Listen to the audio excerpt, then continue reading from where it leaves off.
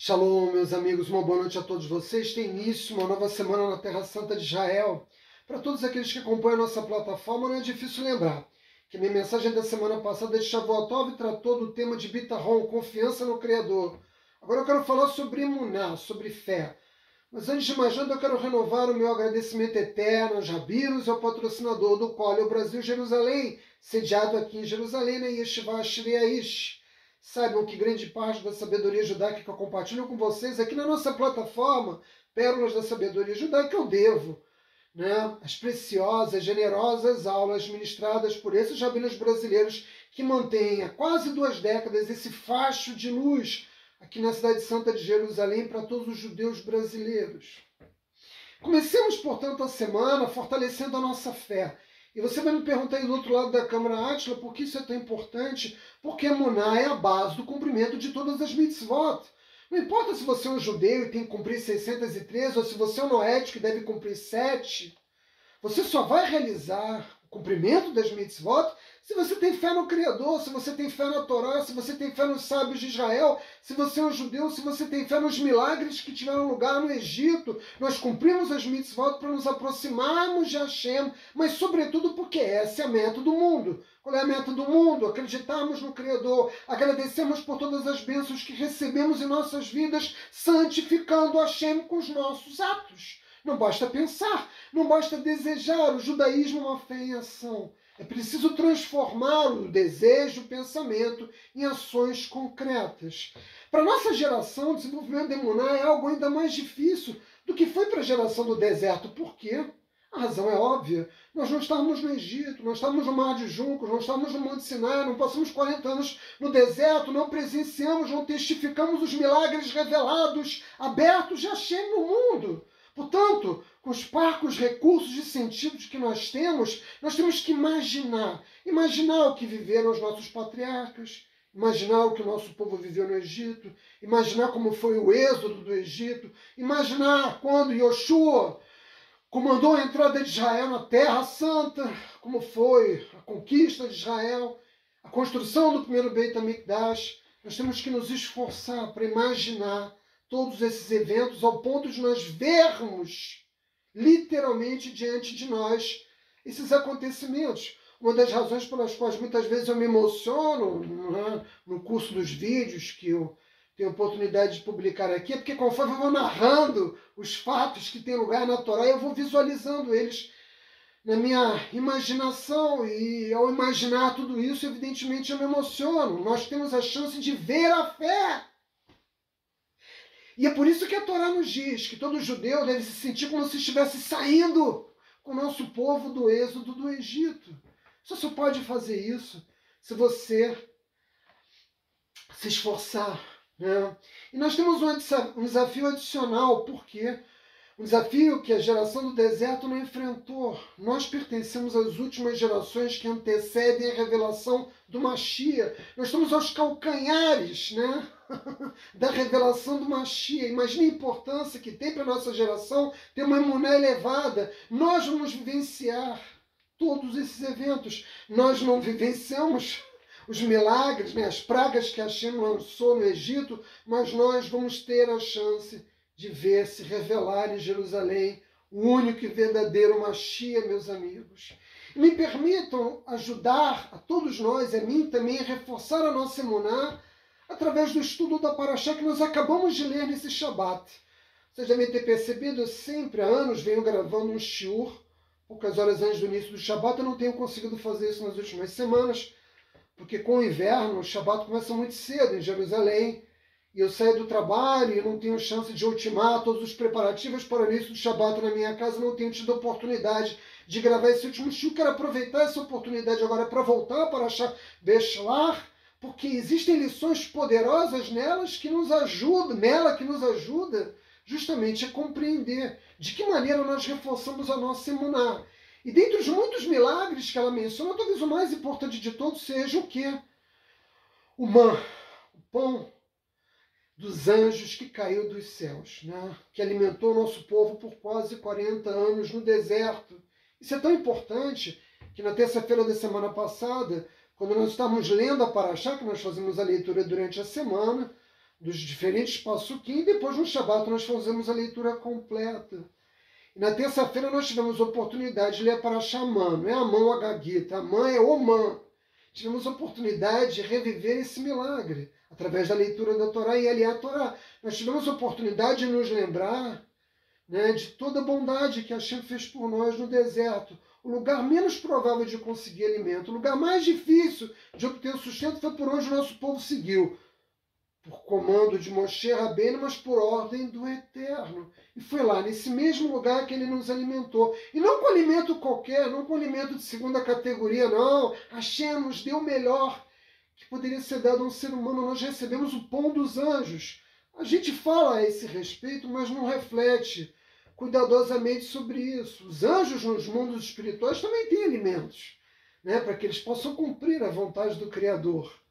Né? As legiões de anjos que servem a Hashem, os seus servidores no mundo espiritual. Nós, povo judeu, comeu durante 40 anos esse mesmo alimento. Ele nos deu o melhor. E hoje, ainda hoje, com toda a tecnologia que existe na produção de alimentos, não se produziu nada que chegue próximo, sequer, que se aproxime do man, seja de um ponto de vista material, o que dirá de um ponto de vista espiritual. O man era perfeito. E ele era completamente absorvido pelos nossos corpos, de modo que os judeus não precisavam ir ao banheiro, porque ele era um alimento perfeito, porque era um alimento que era dado aos anjos, e que é dado até os dias de hoje aos anjos no mundo espiritual.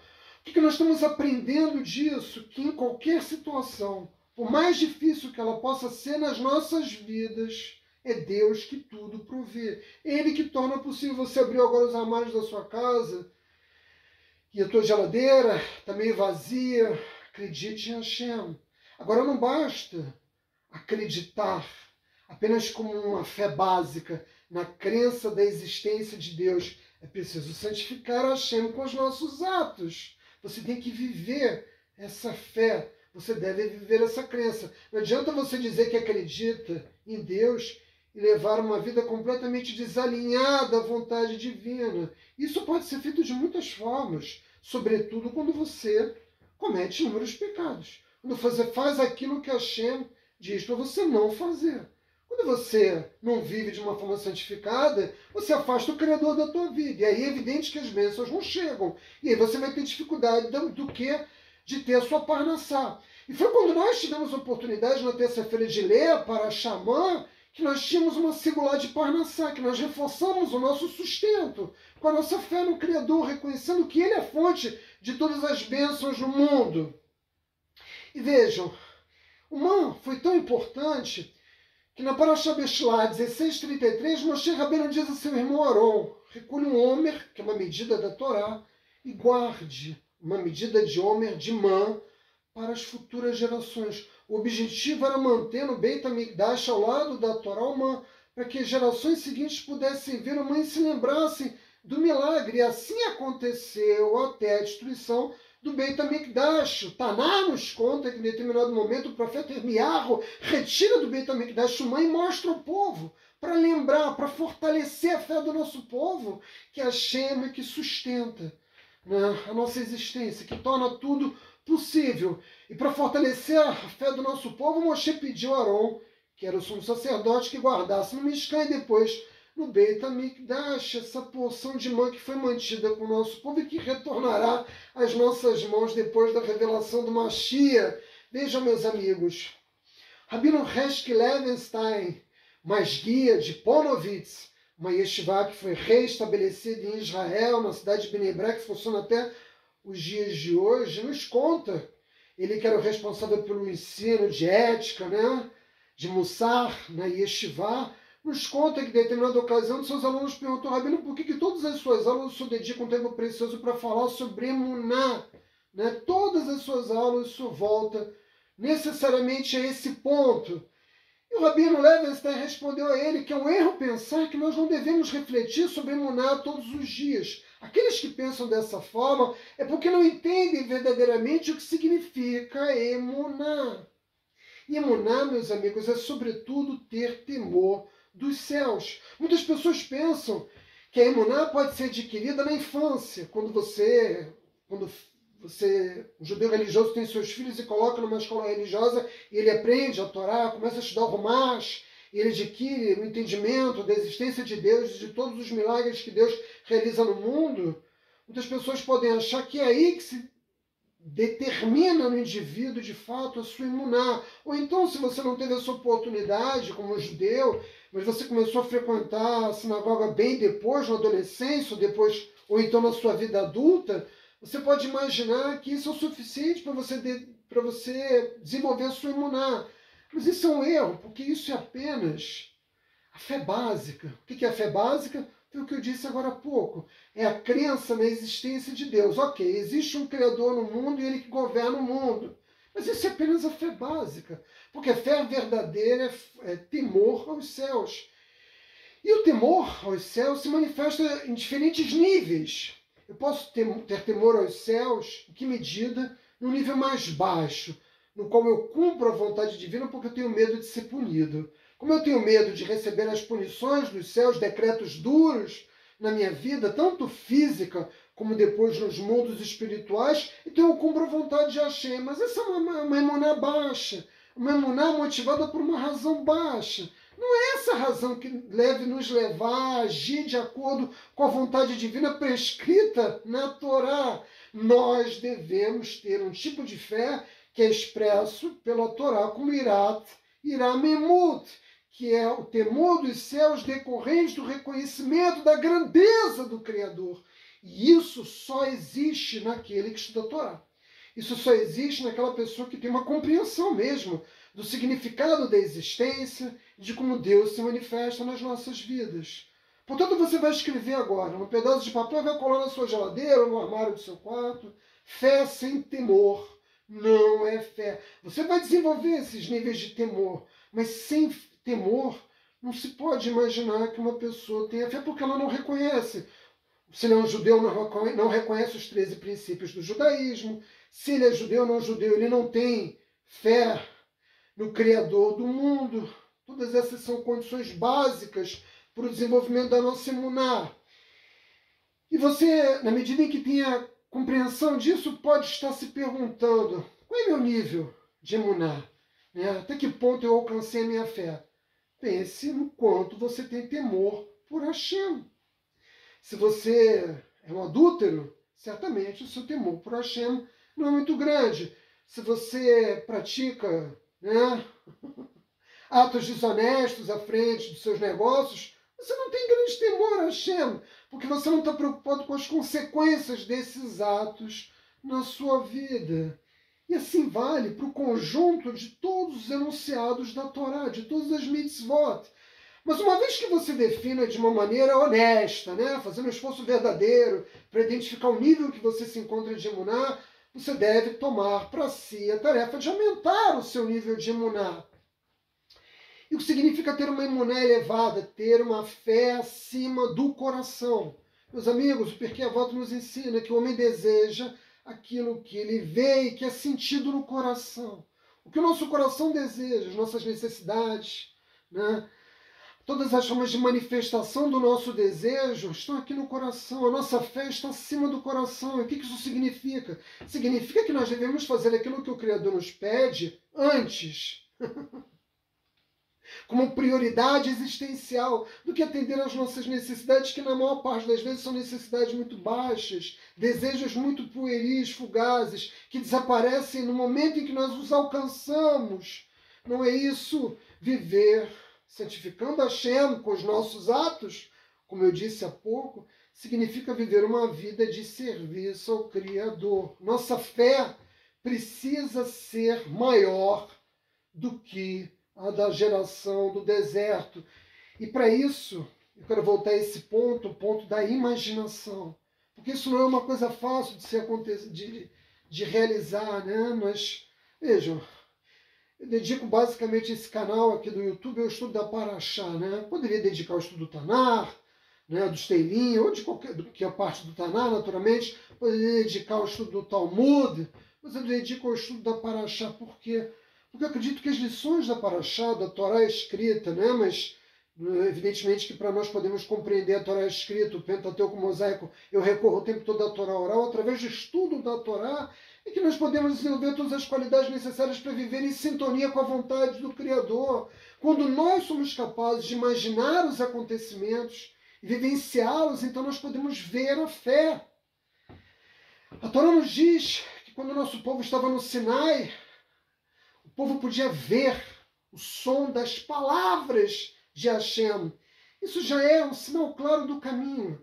O nosso povo podia, porque a forma como o Criador se manifestou diante das nossas limitadas capacidades sensoriais, manifestavam, né, essa força, uma força gigantesca que a realidade se revelava, se descortinava de uma maneira inequívoca. Nós precisamos fazer um esforço para alcançar esse mesmo padrão. Se nós enraizarmos no nosso coração os nossos deveres com Hashem, então nós vamos ver a fé. Nós não vamos apenas senti-la, nós vamos ver. É claro que para poder chegar a ver, nós temos que sentir nos nossos corações. E no deserto, Hashem satisfez plenamente as necessidades do nosso povo, muito mais do que as necessidades de alimento, de água, de proteção. Hashem atendeu todas as nossas vontades. Você pergunta, mas como assim atendeu as nossas vontades? O man, como eu disse, em torno dele havia muitos milagres. Se você tivesse com vontade de comer uma framboesa, você pensava no sabor da framboesa e o man adquiria o sabor de framboesa. Se você quisesse comer pepinos, um alimento tão importante do judaísmo, o man tinha sabor de pepino. Tudo aquilo que você desejasse, o man se convertia. Se você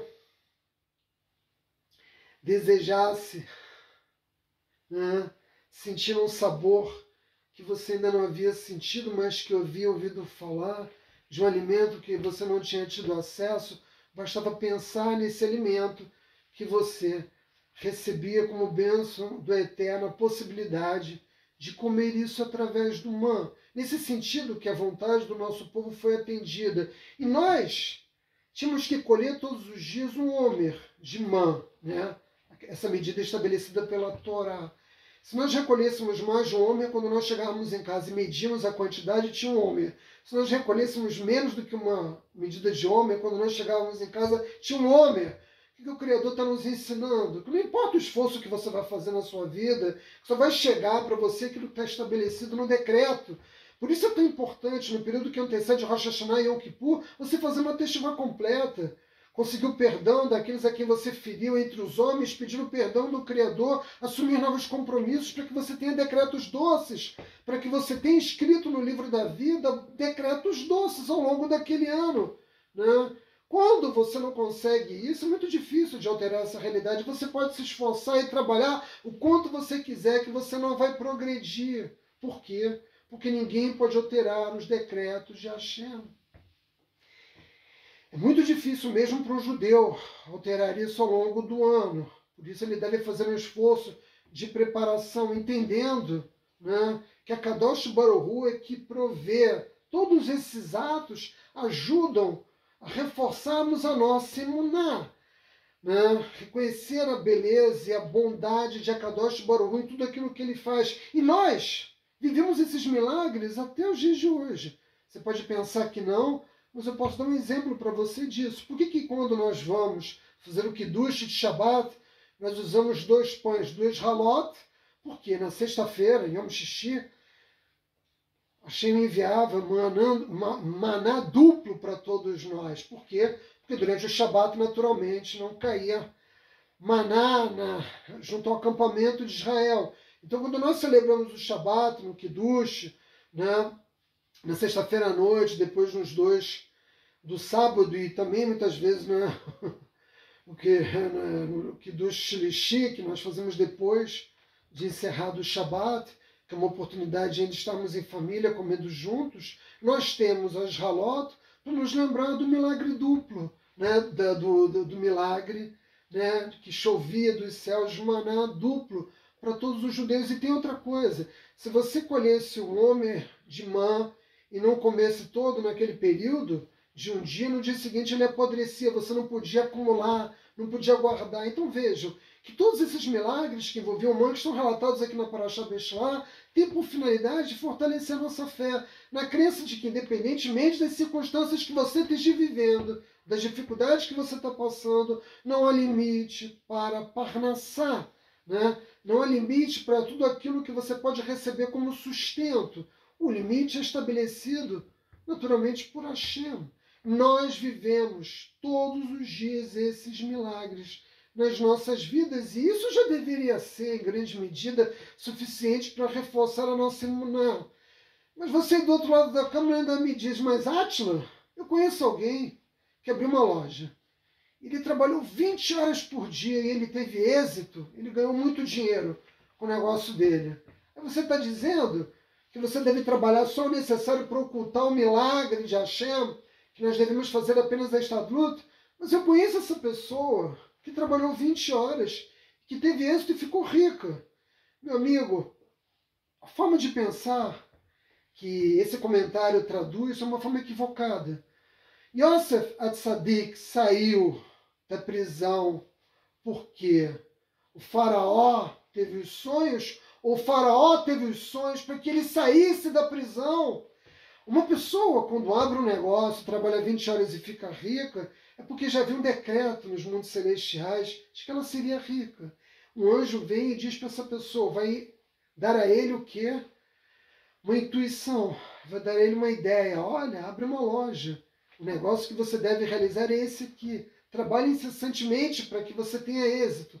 Na verdade, o decreto estava estabelecido. Ele foi apenas instilado, né? Ele foi estimulado a fazer aquilo que era necessário para ocultar o milagre de Hashem. Porque para uma pessoa se tornar rica, não pode uma carruagem celestial parar sobre a cabeça dela e um profeta entregar na mão dela uma pasta com barras de ouro. Evidente que nós devemos ocultar os milagres do Criador no mundo. E para isso, nós vamos fazer, né, o quê? Nos convertemos num utensílio adequado para receber as bênçãos do Criador. Então lembre-se sempre disso. Só nos chega aquilo que está decretado nos céus para todos nós. E é isso que a Parashá Beshlá, através do milagre do Man, procura nos ensinar, meus amigos. Se nós compreendemos o profundo significado dessas lições da Torá, nós vamos reforçar a nossa emuná todos os dias, meus amigos. Shavuot Tov.